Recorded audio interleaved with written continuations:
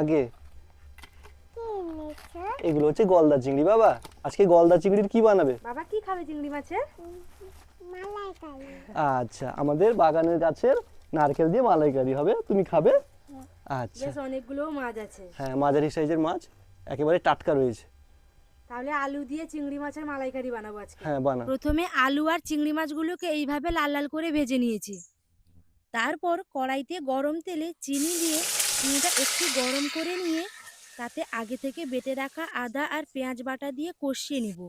তারপর গ্রেট করে রাখা টমেটো দিয়ে তেল ছাড়া অবধি কষিয়ে নিতে হবে।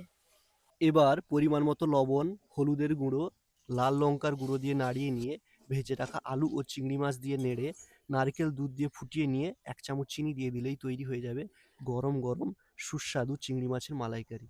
মাম, আগে গলদা চিংড়ির মালাইকারি কত দূর? এই তো চিনি দিয়ে দিলাম, এবারই হয়ে গেছে, নামিয়ে নেব। আর গন্ধ খুব অপূর্ব সুন্দর আসছে।